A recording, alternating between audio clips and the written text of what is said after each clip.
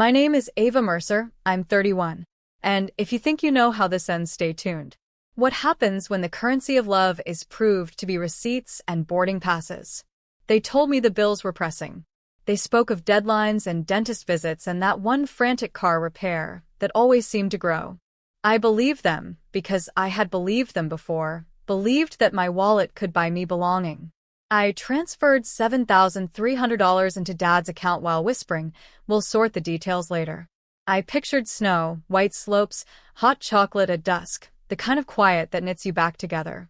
Instead, I found a glossy email in their inbox a week later. Cruise for 6, Caribbean, December. Photos of sunlit decks, private rooms, oysters on ice. Their names on the passenger list. Mine nowhere. They didn't forget. They chose. So I left my suitcase in the back of my closet, and I left my phone on silent. Quietly, I vanished, booked a cheap flight to a city they'd never bothered to learn the name of, rented a room above a bakery, breathed bakery air until it felt like hope. I changed my voicemail to a message that said nothing but my name, and I walked without calling. Why give your life to people who use your loyalty as a ledger entry? They called my absence dramatic. They called me cold. They texted photos at sunset from onboard decks, captions like, "Wish you were here," with 100 false hearts. I watched the little holiday I'd paid for parade across my feed, like proof that I had been disposable. But what they didn't expect was how quietly practical I can be. I had the transfers saved, the confirmation numbers, the dates. And while the ship sailed, I began setting a different kind of map, one that pointed straight at them. The bakery beneath my rented room opened at dawn, the smell of fresh bread seeping through the floorboards.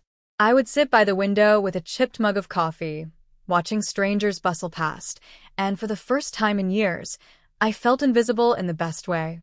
No one expected me to solve their problems. No one called me selfish for breathing on my own terms. Still, silence has a way of echoing. Their voices, sharp and familiar, threaded through my thoughts. Dad's lectures about family sacrifices. Mom's sighs when I dared to spend money on myself. My sister's smirk, always ready to remind me that I owed them because I was single, childless, free. They didn't know I had seen the tickets. They thought I was back home sulking, maybe nursing hurt feelings. They didn't realize I was collecting screenshots of the wire transfer, the email confirmation of the cruise, every digital breadcrumb they left behind in their carelessness. I wasn't planning revenge. Not yet. I was planning truth. One evening, I called my landlord to confirm the sublease for their house. "Yes," I said smoothly. "I'm the tenant now. They'll be gone for 2 weeks, so the place will be empty when I move my things in." He didn't ask questions. Why would he? Renters don't. That night, I stood outside the family home, my car loaded with boxes. The windows were dark, the driveway empty. I slipped inside with my spare key, the one they'd forgotten I still had. The walls that once mocked me with their laughter felt different now. For once, the silence belonged to me. And when they came back, this silence would greet them first. I moved quickly, quietly, like a ghost reclaiming space. The living room, once cluttered with their shopping bags and my father's unpaid bills, now held neat stacks of boxes, my boxes. The kitchen, where I'd once been told to cook for everyone, "You're not doing anything anyway," gleamed under my careful scrubbing. It felt strange at first, unpacking into the same house I had always felt excluded from. But this time, the energy was different. No laughter at my expense. No orders barked from the sofa. No smirks at the dinner table while I washed the dishes. This time it was mine. I set up my easel by the bay window, left my laptop open on the kitchen counter, and poured myself a glass of wine from their untouched collection. I wasn't stealing, not in my eyes. I was occupying, paying rent in the currency they had never valued. Proof. Every receipt, every transfer, every favor done in silence. I spread them across the dining table like a deck of cards. $7,300. In exchange, a vacation I hadn't been invited to. The irony tasted sharper than the wine. I thought about what to do when they came back. Whether to confront them with the evidence or simply let them drown in the shock of finding me gone. and their home occupied by the daughter they'd dismissed. But deep down, I knew I didn't need shouting matches or slammed doors. The silence I was building was louder than anything I could ever say. And when the cruise ship docked and they dragged their sunburnt skin back through the door, they wouldn't find the compliant Ava they'd left behind.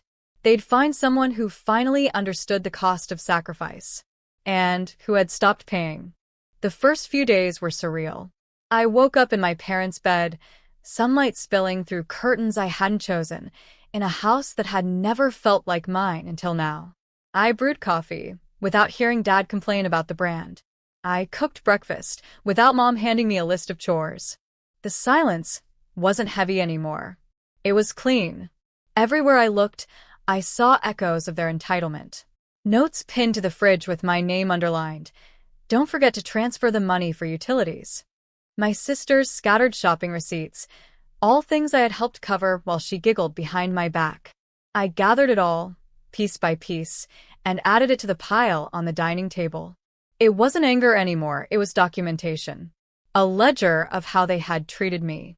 At night, I walked the halls with a glass of wine in hand, staring at the family portraits on the walls.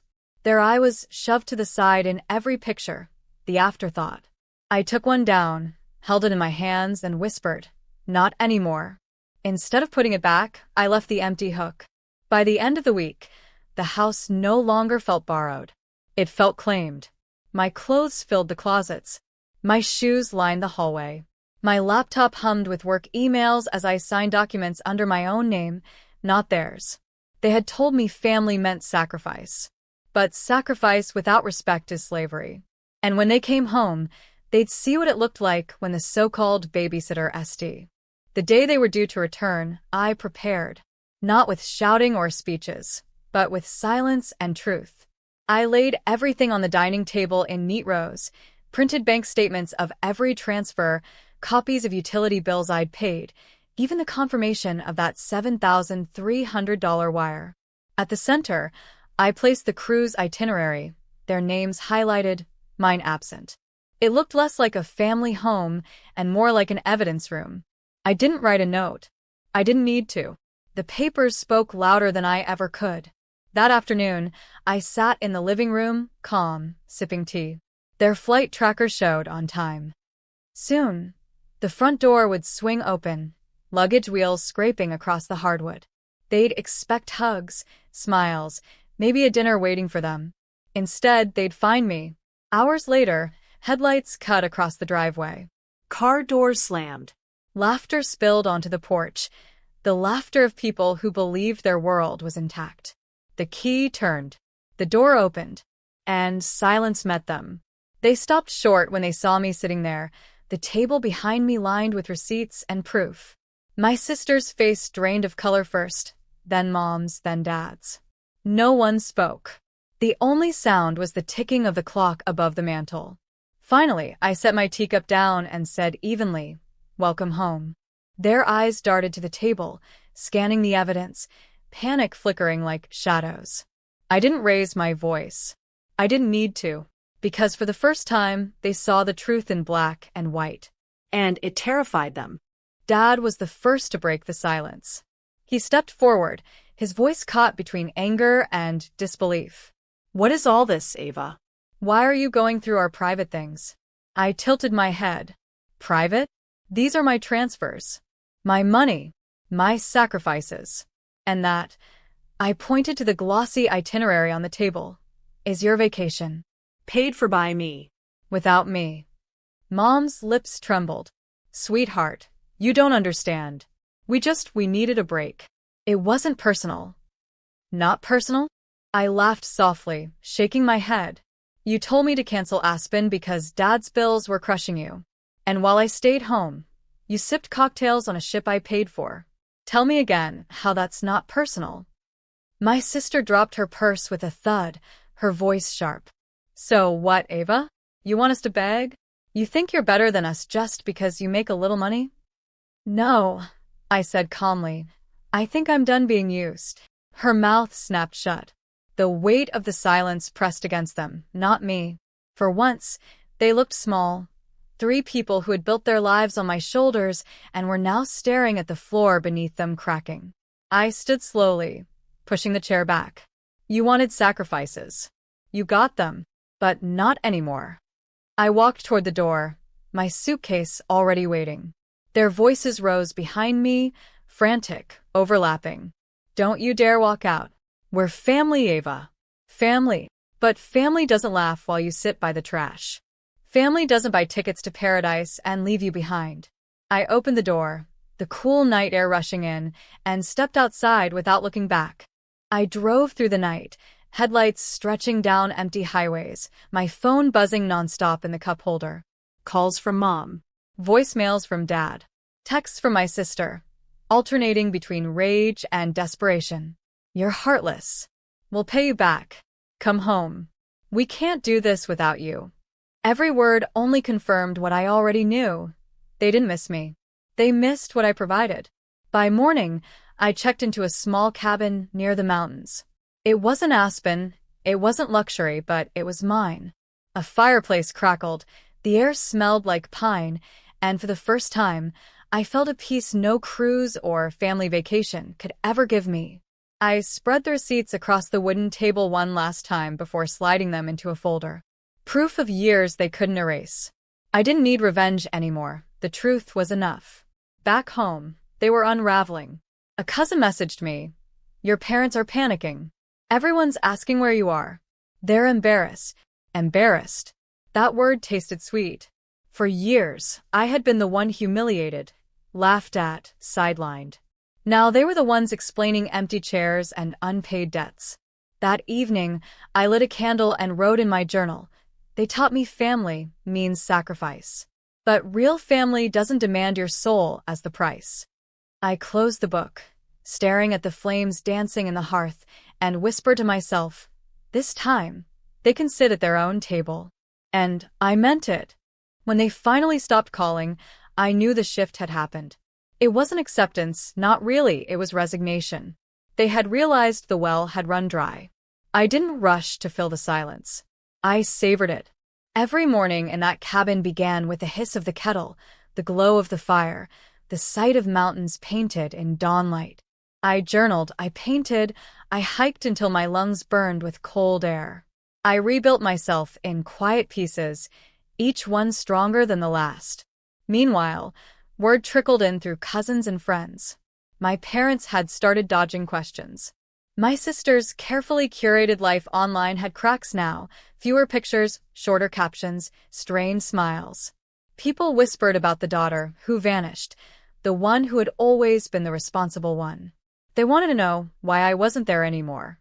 The truth sat heavy on their shoulders, even without me speaking it. One night, I lit another candle and laid out the folder of receipts one last time. I didn't need them anymore. I knew what they proved, not to them, but to myself. That I had given. That I had sacrificed. That I had loved. And they had spent it all like it was theirs by right.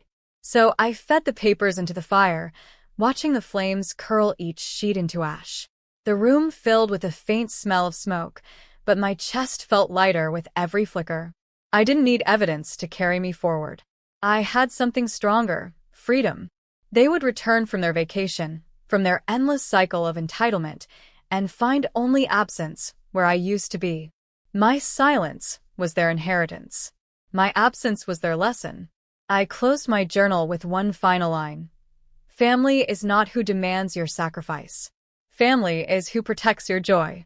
I set down my pen, curled up by the fire, and let the crackle drown out every echo of their voices. Because the truth was clear now. They hadn't lost their wallet. They had lost their daughter. And she wasn't coming back.